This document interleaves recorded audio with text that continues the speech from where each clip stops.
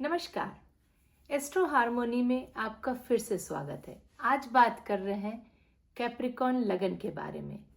ये जो ट्रांजिट है इसमें सैटर्न जो है आपके 3rd हाउस में, जुपिटर आपके 6th हाउस में, राहु आपके 2nd हाउस में और केतु आपके 8th हाउस में ट्रांजिट कर चुके हैं। और ये सभी प्लैनेट की दृष्टि आपके कुछ इम्पॉर्टेंट हाउसेस को इफेक्ट कर रही है। ये ट्रांजिट एक बहुत ही इम्पॉर्टेंट और प्रैक्टिकल टाइम लेकर आया है। सैटर्न का 3rd हाउस में ट्रांजिट होने का मतलब है कि अब आपको सिर्फ अपनी किस्मत के भरोसे नहीं रहना, बल्कि लगातार मेहनत और हिम्मत इस टाइम पीरियड में आपको दिखानी पड़ेगी। ये टाइम एफर्ट बेस्ड सक्सेस का है, जहां बिना कंसिस्टेंट एक्शन के आपको आगे बढ़ना थोड़ा डिफिकल्ट होगा। आपको कम्युनिकेशन स्किल, सिबलिंग के साथ रिश्तों में डिसिप्लिन और शॉर्ट ट्रैवल भी इस टाइम पीरियड में काफ़ी ज़्यादा इफेक्ट होगा। जुपिटर का 6th हाउस में होना आपके काम को ज़्यादा प्रेशर और इंक्रीज करेगा, लेकिन काम में ज़्यादा प्रेशर बढ़ाएगा। लेकिन ये कंपटीशन और एनिमी दोनों फील्ड में आपको सक्सेस मिलेगी। इस टाइम प्रमोशन के लिए उम्मीद ना रखिएगा, क्योंकि बहुत ज़्यादा पॉसिबल नहीं है कि प्रमोशन हो। लेकिन ये टाइम आपके अंदर की सेल्फ पावर और जो सेल्फ मास्टरी है उसको डेवलप करने के लिए बहुत बेस्ट टाइम है। राहु आपके 2nd हाउस में होने से आपके स्पीच, बोलने का जो पावर है या जो तरीका है और जो आपका फाइनेंशियल मैटर है, इन सब पर काफ़ी इफेक्ट डालेगा, जो कि पब्लिक स्पीकिंग ट्रेनिंग या वॉइस बेस्ड जो करियर होते हैं उनके लिए ये टाइम बहुत अच्छा हो सकता है। लेकिन इसमें शॉर्टकट और जो झूठे वादे होते हैं उन टाइप की चीज़ों से आपको थोड़ा बचना चाहिए, क्योंकि राहु कभी कभी इल्यूजन पैदा करते हैं। तो अगर आप झूठी प्रॉमिसेस करते हो या जैसे झूठ के बेस पे अगर आप कुछ काम करते हो या शॉर्टकट्स लेते हो तो आपके लिए प्रॉब्लम क्रिएट हो जाएगी। केतु का 8th हाउस में होने से आप स्पिरिचुअल और कार्मिक प्यूरिफिकेशन के प्रोसेस में इस टाइम पीरियड में जाएंगे, जो आपको अपने करियर में पुराने कंट्रोल्ड इश्यूज और लिमिटेशन जो आपकी थी उससे आपको फ्री करेंगे। इस पीरियड में ऑकल्ट साइंस, रिसर्च या सडन करियर चेंज ये भी देखने को मिल सकता है। फाइनेंशियली राहु का 2nd हाउस में होने से कभी अचानक आपके मनी आए या कभी जाए, ये भी पॉसिबल हो सकता है। लेकिन इस टाइम पीरियड में अगर आप इम्पल्सिव खर्चे करते हैं तो आपके लिए बेनिफिशियल नहीं होगा। तो अपने खर्चों को ध्यान दें, इम्पल्सिव खर्चे को, एक्सपेंसेस को अवॉइड करें तो ज़्यादा बेटर होगा। जुपिटर का 6th हाउस से 10th हाउस पर दृष्टि आपको लोन रीपेमेंट का जो डेप्ट है उसको मैनेज करने का इस टाइम पीरियड में मैसेज देती है। मतलब आप अपने जो भी लोन ले रखे हैं उसको पेमेंट कर सकते हैं या आपको हेल्प मिलेगी जिसके थ्रू आप उसको पेमेंट कर सकते हैं। अगर आप किसी प्रॉपर्टी या इनहेरिटेंस डील में हैं, लेना चाहते हैं, प्रॉपर्टी बाय करना चाहते हैं या कोई इनहेरिटेंस प्रॉपर्टी आपको मिलने वाली है, तो इस टाइम पीरियड में लीगल क्लियरिटी करना बहुत ज़रूरी होगा, क्योंकि केतु 8th हाउस में है, वो कंफ्यूजन और डिले ला सकते हैं। इसलिए पेपर वर्क और लीगल प्रोसेस पे ध्यान देना बहुत ज़रूरी है। आप इस टाइम पीरियड में केतु चूंकि आपके 8th हाउस में है तो वो थोड़ा कंफ्यूजन लाएंगे, प्रॉपर्टी से भी रिलेटेड चीज़ों में लाएंगे और आपके फाइनेंस से भी रिलेटेड चीज़ों में लेके आएंगे। आपको इस टाइम पीरियड में समझदारी से डिसीजन लेना चाहिए, क्योंकि अगर आप इम्पल्सिव कोई डिसीजन लेते हैं मनी से रिलेटेड तो आपके लिए प्रॉब्लम होगी। बट अगर आप प्रॉपर तरीके से समझदारी से अपने फाइनेंस को हैंडल करेंगे तो आपके लिए ज़्यादा बेनिफिशियल होगा। सैटर्न आपको डिसिप्लिन और स्टडी, कम्युनिकेशन और काम के वर्क के लिए थोड़ा स्ट्रेंथ देते रहेंगे।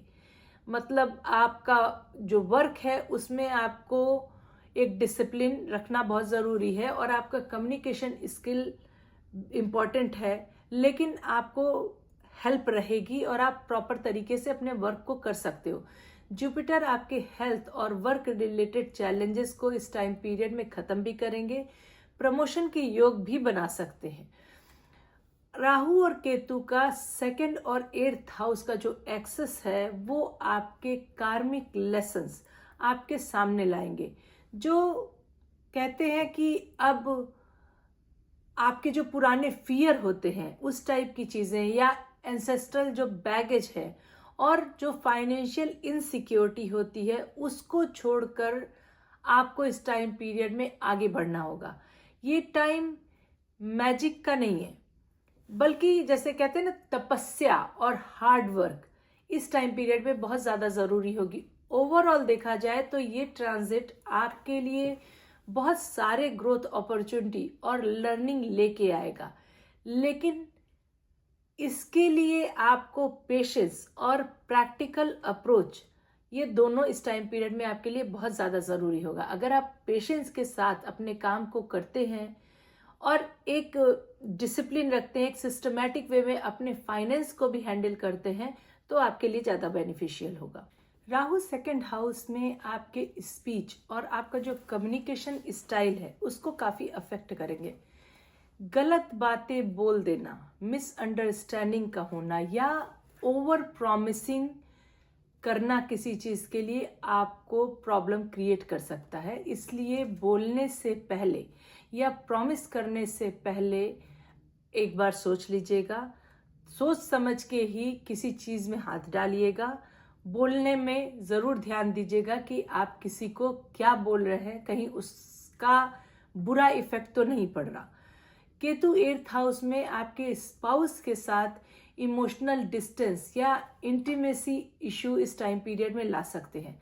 अगर शादी में ऑलरेडी कुछ छुपी हुई आपकी टेंशन है, मतलब कोई प्रॉब्लम ऑलरेडी चली आ रही है जो लोगों को पता नहीं है या आपके अंदर अंदर चल रही है, आपके स्पाउस को पता नहीं है, वो इस टाइम सरफेस पे आएगी। मतलब ऐसे कोई भी प्रॉब्लम्स हो सकती हैं जो आप अंदर अंदर जिनको लेके चल रहे हैं, आप हैप्पी नहीं हैं, वो इस टाइम पीरियड में बाहर आ जाएगी। हो सकता है ऐसी कुछ बात हो जिसके थ्रू आप थोड़ा बोल दें कुछ और आपके स्पाउस को पसंद ना आए।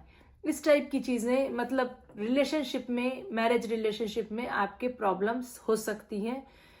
ये जो प्रोसेस होगी वो इसलिए होगा ताकि आप अपने को हील कर सकें, वो वाउंड या वो प्रॉब्लम्स को लेके आगे ना चले, वो इसी समय में क्लियर कर ले, इसलिए ये प्रोसेस हो सकता है। जुपिटर की दृष्टि आपके 12th हाउस पर है, जो दिखाता है कि सेक्रीफाइसेस और स्पिरिचुअल कनेक्शन इस पीरियड में रिलेशनशिप को चलाता रहेगा। तो अगर आप अपने को इम्पोर्टेंस ना देके, जैसे कहते हैं ना कि खुद के लिए, इस टाइम पीरियड में एक्चुअली कहा जा सकता है कि ईगो बैटल जो होते हैं उससे इस टाइम पीरियड में आपको बचना चाहिए। मतलब खुद के ईगो को मत दिखाइए और ये मत शो कीजिए रिलेशनशिप में कि मैं हूं, मेरे को सुनो, ऐसा ना कीजिए। और थोड़ा कुछ जगहों पे सेक्रीफाइस करिए, कुछ जगहों पे सामने वाले को भी लिसन कीजिए, या थोड़ा स्पिरिचुअली थोड़े कनेक्टेड होइए जिससे आपका माइंड काम डाउन हो, आपका ईगो उतना ना प्रोमिनेंट हो आपके रिलेशनशिप में, तो ज़्यादा बेटर होगा आपके लिए। अदरवाइज थोड़ी बहुत आपको प्रॉब्लम्स क्रिएट इस टाइम पीरियड में, स्पेशली मैरिज रिलेशनशिप में हो सकती है। सैटर्न जो है वो 3rd हाउस में है, तो आपके भाई बहन या आपके जो नेबर्स हैं उनके साथ भी आपका कम्युनिकेशन गैप हो सकता है। इस टाइम पीरियड में आपको थोड़ा पेशेंस रखना पड़ेगा अपने रिलेशनशिप के लिए, चाहे वो मैरिज रिलेशनशिप हो, सिबलिंग्स के साथ हो, नेबर्स के साथ हो, इन सब एरिया में आपको थोड़ा बी माइंडफुल होना पड़ेगा। इस टाइम पीरियड में राहु जो है वो आपके 2nd हाउस, यानी कि जो आपके फैमिली का वेल्थ है, उसको लेकर कॉन्फ्लिक्ट्स ला सकते हैं। इसलिए सोच समझकर बात कीजिएगा। अगर फैमिली कोई इशू है जो कि वेल्थ से रिलेटेड है, प्रॉपर्टी से रिलेटेड है, तो बोलने से पहले ज़रूर सोचिएगा, बिकॉज राहु आपके 2nd हाउस को इफेक्ट डाल रहा है। केतु 8th हाउस में है तो पार्टनर के साथ कोई इमोशनल डिस्टेंस हो सकता है, लेकिन अगर आप स्पिरिचुअल बॉन्डिंग रखते हैं तो ये कनेक्शन आपका इम्प्रूव होगा। ईगो को हटाते हैं तो ज़्यादा आपके लिए बेटर होगा। इस ट्रांजिट का डायरेक्ट इम्पैक्ट 5th हाउस पर नहीं है, लेकिन जुपिटर की दृष्टि 12th हाउस पर होने से इस टाइम पीरियड में आप देखेंगे कि कुछ लोगों को चाइल्ड रिलेटेड प्रॉब्लम्स आ सकती हैं, मतलब चाइल्ड से रिलेटेड एक्सपेंडिचर बढ़ सकता है, या उनके फॉरेन जाने का योग हो जिसमें कि एडमिशन को लेके या ट्रैवल को लेके आपके एक्सपेंसेस बढ़ जाएं, ऐसा पॉसिबल हो सकता है। क्रिएटिविटी को लेकर इस टाइम पीरियड में क्लियरिटी नहीं आएगी, थोड़ा ज़्यादा कंफ्यूजन बढ़ेगा। आपको अपने अंदर एक सेल्फ डाउट उसको छोड़ना होगा, बिकॉज अगर आप खुद पे सेल्फ डाउट किए हो तो आपकी क्रिएटिविटी जो है वो ज़्यादा इम्पैक्टफुल होगी, बिकॉज आपको लगेगा नहीं कि मैं जो कर रहा हूँ वो सही कर रहा हूँ या मैं अच्छे वर्क कर रहा हूँ। अगर आप स्पेशली कोई क्रिएटिव फील्ड में वर्क करते हैं, मनी अर्न करते हैं, तो उस एक फील्ड में आपको खुद से डाउट करना खत्म करना होगा। 8th हाउस में केतु होने से कुछ जो पुरानी इनसिक्योरिटी है वो आपके सरफेस पे आएगी, जो आपकी एक्सप्रेशन को ब्लॉक करती है। वो सारी प्रॉब्लम्स इस टाइम वो इनसिक्योरिटी इस टाइम पीरियड में आपको दिखेगी, सामने आपके प्रेजेंट होगी कि ओ मेरी ये प्रॉब्लम्स हैं, ये आपको हील करने का उसको भी ज़रूरत है इस टाइम पीरियड में। लेकिन ये टाइम जो है वो डीप सोल वर्क और शैडो हीलिंग के लिए परफेक्ट टाइम है। तो अपने हीलिंग पे इस टाइम में अगर आप ध्यान देते हैं तो आपके लिए ज़्यादा बेनिफिशियल होगा। इस टाइम में आपकी फैमिली डायनेमिक्स में इंटेंस कार्मिक एक्टिविटीज क्रिएट होगी। अचानक कुछ ट्रुथ हैं जो वो सामने आएंगे, जो चीज़ें छिपी हुई थी वो सामने आएंगी, जैसे कि कोई ओल्ड फैमिली जो पैटर्न्स होते हैं, या मनी रिलेटेड कोई इशू हो, वेल्थ रिलेटेड, प्रॉपर्टी रिलेटेड कोई इशू हो, या एक दूसरे के लिए पावर का जो स्ट्रगल होता है कि मैं हूं, उस टाइप का जो स्ट्रगल होता है, वो कोई एक चीज इस टाइम पीरियड में आपको देखने को मिल सकती है। स्पीच का इस टाइम पीरियड में, मतलब बोलने का इस टाइम पीरियड में आपको स्पेशल ध्यान रखना चाहिए, वरना बेकार की फाइट आपसे दूसरों की हो सकती है। वो आपके फैमिली से भी हो सकती है, वेल्थ रिलेटेड इश्यूज आ सकते हैं, मतलब प्रॉपर्टी रिलेटेड इश्यूज आ सकते हैं, आपके रिलेशनशिप जो आपका स्पाउस का रिलेशनशिप है उसके साथ प्रॉब्लम्स आ सकती है, भाई बहन के साथ आ सकती है, नेबर्स के साथ आ सकती है। तो ओवरऑल देखा जाए तो स्पीच पे इस टाइम पीरियड में आपको बहुत ज़्यादा ध्यान देना चाहिए। केतु इस समय 8th हाउस में कुछ एंसेस्ट्रल हीलिंग या स्पिरिचुअल रिलीज, इन चीज़ों पे ज़्यादा फोकस कराएंगे।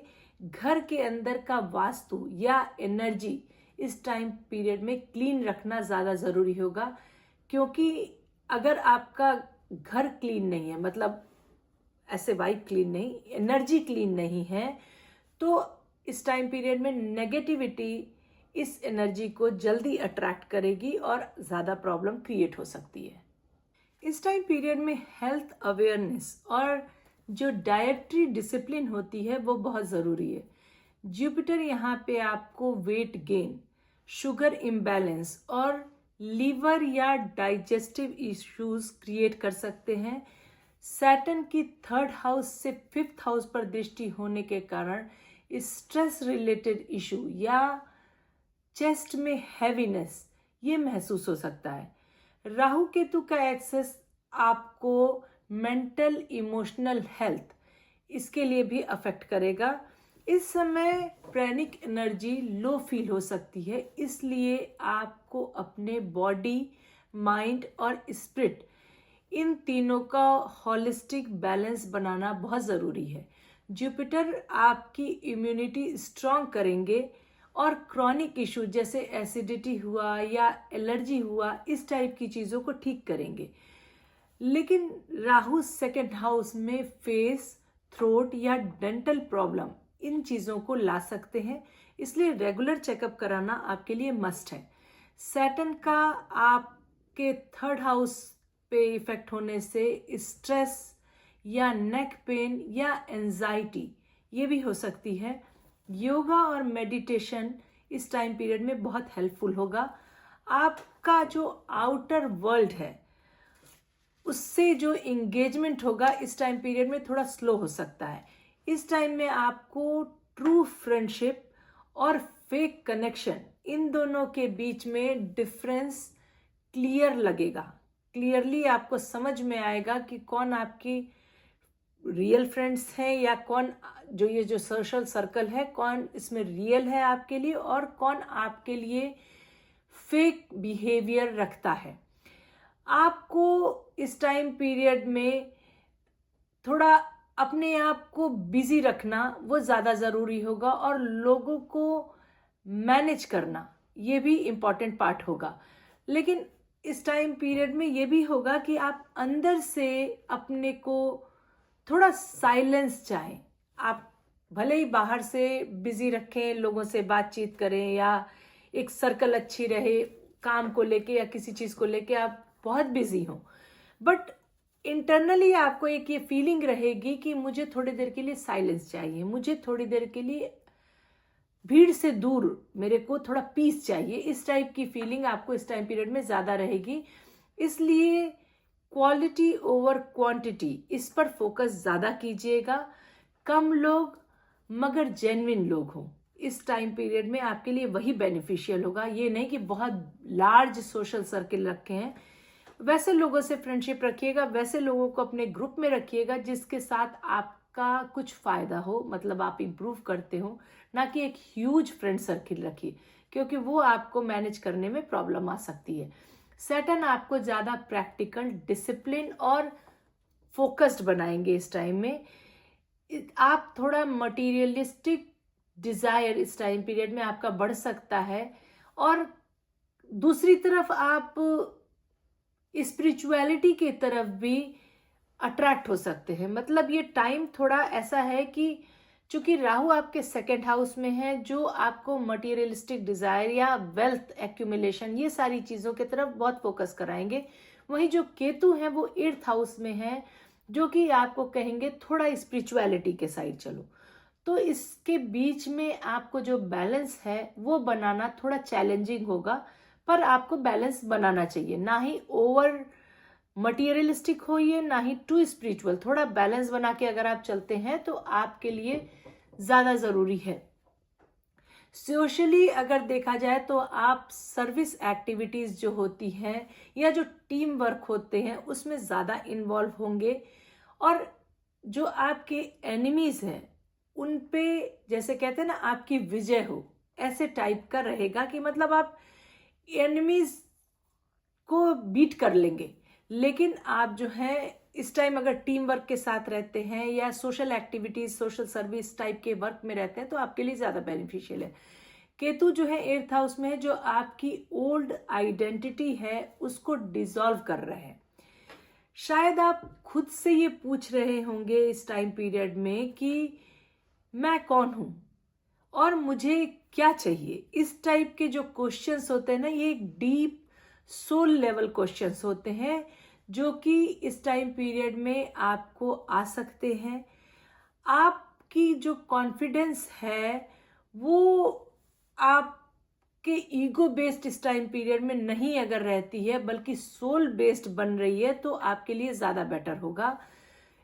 सैटर्न आपको बार बार ये बोलेंगे कि तुम सिर्फ अपने काम पे फोकस करो, रिजल्ट की इस टाइम में चिंता मत करो, चाहे वो स्पिरिचुअली हो, खुद को अलाइन करना हो, हील करना हो, दूसरों की हेल्प करना हो, किसी भी एक फील्ड में आपका माइंडसेट ये रहेगा कि बस मुझे ये काम करना है, मेरा काम करने का मेरा फोकस मेरे वर्क पर है, रिजल्ट है जो मिलता रहेगा।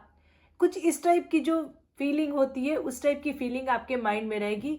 और इस टाइम पीरियड में आपको लोगों की सर्विस करना चाहिए, सेवा करनी चाहिए। अगर आप ये सब काम करते हैं तो आपको इनर स्ट्रेंथ ज़्यादा मिलेगी। ये पूरा ट्रांजिट एक इनर प्यूरिफिकेशन का टाइम है और इसमें एक डीप जो रूटेड फियर होता है उसको, आपके साइकिक ब्लॉक को या आपका जो कार्मिक पास्ट है, इन सब को सरफेस पे लाएगा ताकि आप उसको रिलीज करें या आप उससे हील हो। इस टाइप का ये टाइम होगा। इस टाइम में आपको डिसिप्लिन और स्पिरिचुअल ग्रोथ दोनों बहुत ज़्यादा इम्पॉर्टेंट होगी। अगर आप मंत्रा चैंटिंग करते हैं, वॉइस हीलिंग करते हैं या सेल्फ स्टडी करते हैं तो आपको काफ़ी स्पिरिचुअल प्रोग्रेस इस टाइम पीरियड में मिल सकती है। आप अगर डेली एक स्पिरिचुअल प्रैक्टिस की रूटीन बनाते हैं तो डेफिनेटली आपका रिजल्ट अच्छा होगा और आप ज़्यादा अलाइन होंगे, पीस पाएंगे। आपको पास्ट लाइफ कर्मा, तंत्रा या रिकार्नेशन जो है, इन टाइप की चीज़ों में इंटरेस्ट बढ़ सकता है। ये टाइम डिसिप्लिन और स्पिरिचुअलिटी का है, चैलेंजेस और अपॉर्चुनिटी ये दोनों का है। मतलब चैलेंजेस मिलेंगे आपको, चैलेंजेस आएंगे, आपको अपॉर्चुनिटी भी मिलेगी। आपको है कि आप हार्ड वर्क करें, स्मार्ट प्लानिंग करें तो चैलेंजेस एक अच्छी अपॉर्चुनिटी और रिजल्ट में कन्वर्ट हो सकता है। अपने हेल्थ और फाइनेंस पे इस टाइम पीरियड में ध्यान दीजिएगा और अपने रिलेशनशिप में कम्युनिकेशन अच्छा रखिएगा, क्योंकि अगर आपका स्ट्रांग कम्युनिकेशन है, एक नाइस कम्युनिकेशन है तो आपका रिलेशनशिप ठीक चलेगा। अदरवाइज आपको रिलेशनशिप में प्रॉब्लम क्रिएट हो सकती है, इस बात का ध्यान रखिएगा। अब चलिए स्टूडेंट्स के बारे में बात करते हैं कि कैप्रिकॉर्न लगन के स्टूडेंट के लिए ये टाइम पीरियड कैसा होगा। ये ट्रांजिट काफ़ी ट्रांसफॉर्मेटिव और डिसिप्लिन होने वाला है। ये टाइम आपको मेंटल स्ट्रेंथ, फोकस और कार्मिक लर्निंग के लिए एक सीरियस फेज है। शनि का 3rd हाउस में आना आपके लिए एक तपस्या वाला टाइम है। आपको अपनी स्टडी में मेहनत, पेशेंस और रेगुलरिटी लानी बहुत ज़रूरी है।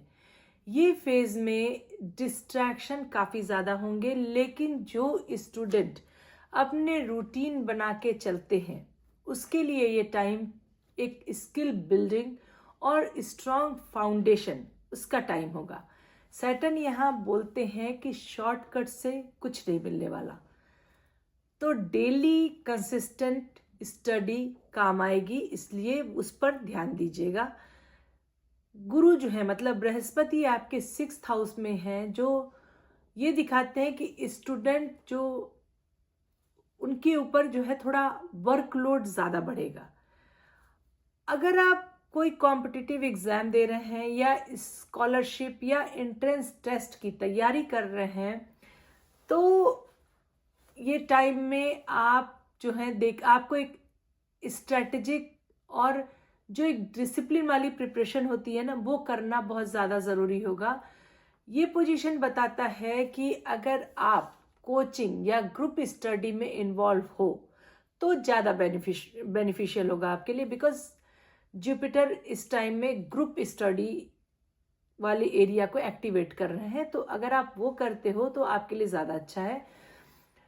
लेकिन इस टाइम पीरियड में आपको ओवर कॉन्फिडेंस नहीं होना है, उससे थोड़ा बचिएगा।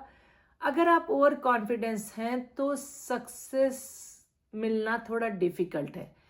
तो अगर आप अपने को अच्छे से समझते हो, ओवर कॉन्फिडेंस नहीं रखते हो, और ये मत सोचना कि सिर्फ लक इस टाइम पीरियड में हेल्प करेगा।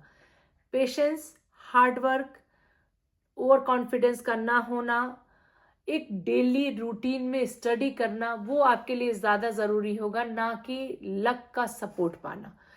यहाँ पे राहु आपके 2nd हाउस में है, जो कि आपके लिए कम्युनिकेशन इश्यूज वो ला सकते हैं, जैसे कभी गलत बोल देना या ओवर थिंकिंग, इंटरनेट, गेमिंग या सोशल मीडिया से जो डिस्ट्रैक्शन होता है वो भी इस टाइम पीरियड में बढ़ सकता है। लेकिन अगर आप वाइजली यूज करते हैं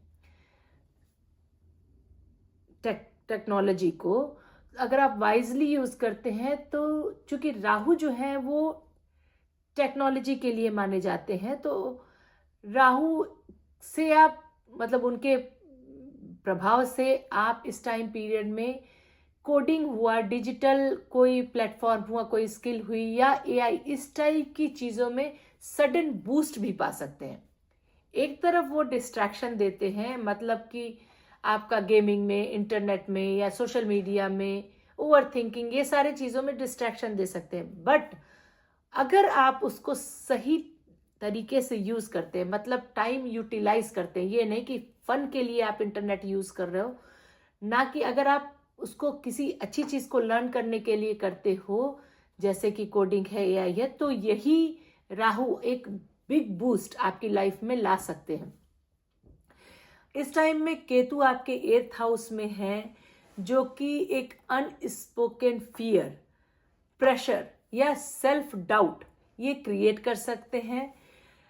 कुछ स्टूडेंट के लिए ये टाइम जो है वो थोड़ा स्ट्रेस का होगा, जैसे एग्जाम के पहले जो एंजाइटी होती है या एक अजीब सी गिल्ट या फियर कि मैंने पढ़ाई ठीक से नहीं किया, अब क्या होगा, इस टाइप की फीलिंग क्रिएट करेंगे।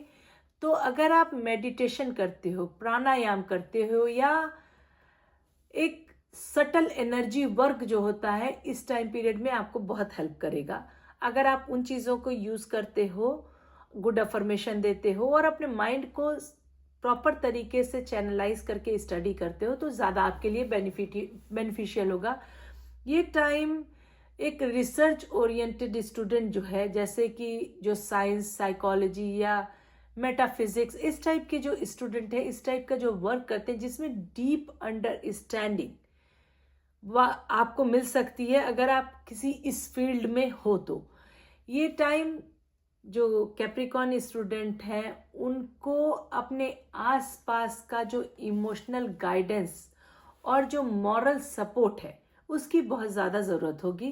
पेरेंट्स और टीचर इस टाइम पीरियड में आपके लिए बहुत इम्पॉर्टेंट है, उनका रोल आपके लिए काफ़ी इम्पॉर्टेंट होगा, क्योंकि ये टाइम आपको एक अंदर से मेच्योर होने का टाइम है, लेकिन इमोशनल जो एरिया है ना, वो भी अगर आप एक्सप्रेस नहीं करेंगे तो प्रॉब्लम होगी, तो वो भी एरिया एक्सप्रेस करने का टाइम है।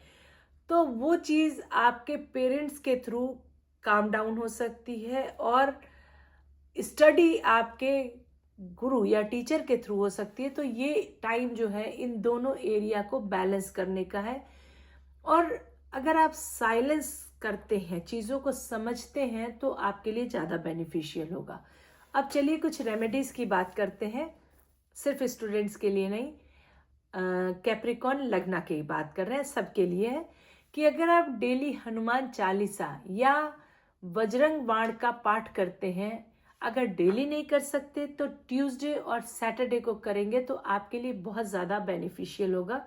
आपको एक डिफरेंट एनर्जी होगी फाइट करने की, चीज़ों को, रियल फाइट की बात नहीं करी, अपने चीज़ों में जहां आपको लैकिंग हो रही है उन चीज़ों में फाइट करने की एक डिफरेंट एनर्जी मिलेगी।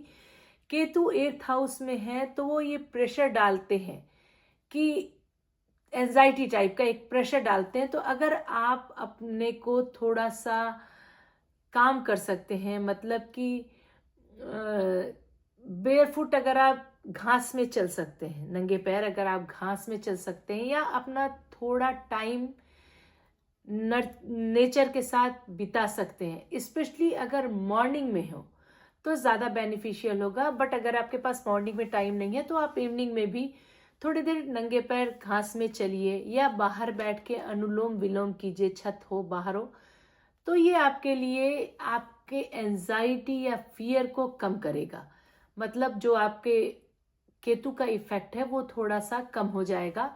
इस टाइम पीरियड में अगर आप ब्लैक तिल, मतलब जो काली सेसमे सीड होती है, ब्लैक सेसमे सीड, या मस्टर्ड ऑयल, सरसों का तेल, उसको अगर आप सैटरडे को दान करते हैं तो वो भी आपके लिए अच्छा होगा। वेंसडे को अगर आप नारियल का दान करते हैं तो भी अच्छा होगा।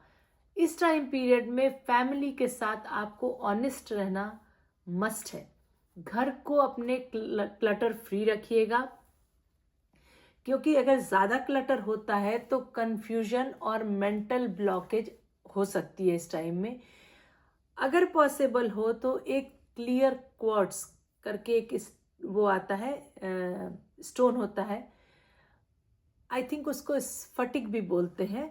अगर आप उसको रखते हैं या एमेथिस्ट उसको रखते हैं अपने स्टडी टेबल पे या अपने घर में, तो या उसके साथ थोड़ी देर आप मेडिटेशन करते हैं, तो आप देखोगे कि आपका माइंड काफ़ी क्लियर हो जाएगा, क्योंकि जो क्लियर क्वार्ट्स है वो मेंटल क्लियरिटी देता है और मेमोरी को इम्प्रूव करता है, और जो एमेथिस्ट है वो आपके एंजाइटी को कंट्रोल करता है और डीप फोकस लाता है। तो या तो इन दोनों क्रिस्टल में से किसी एक क्रिस्टल को, चाहिए तो दोनों क्रिस्टल को आप यूज़ कर सकते हैं एज अ ज्वेलरी, या अपने डेस्क पे रख सकते हैं, या आप अगर रखें अपने घर में पूजा स्थान या कहीं पे रखें और एवरी डे उसको लेके मेडिटेट कर सकते हैं, तो वो आपके माइंड को काफ़ी ज़्यादा क्लियरिटी देगा। आई थिंक ये आप अगर अपने माइंड पे इस टाइम में वर्क करते हो, थोड़ा काम डाउन रहते हो और अपने स्पीच पे वर्क करते हो, तो आपके लिए ज़्यादा बेनिफिशियल होगा ओवरऑल ये टाइम। पेशेंस रखिएगा, चीज़ें तुरंत नहीं मिलेंगी, इस बात का ध्यान रखिएगा। स्लो प्रोसेस है, बट अगर आप डेडिकेशन के साथ, पेशेंस के साथ अपने वर्क को करते हो तो ग्रोथ अच्छी होगी, ये तो ज़रूर है। बताइएगा आप कि आपको ये जितना मैंने आपके लिए बताया, आप उतना कितना चीज़ें हैं जो आप रिलेट कर रहे हो या ऑलरेडी आपके साथ शुरू हो गई हैं, क्योंकि सारे प्लैनेट की ट्रांजिट हो चुकी है, ये जो चारों प्लैनेट है, तो ऑलरेडी आप इसका इफेक्ट काफ़ी टाइम से देख रहे हो या अब शुरू हुआ है। इस बात को आप कमेंट बॉक्स में ज़रूर शेयर कीजिएगा अपने थॉट को, और चैनल को सब्सक्राइब कीजिएगा। नेक्स्ट वीडियो में फिर से मिलते हैं एक नए कंटेंट के साथ। तब तक के लिए नमस्कार।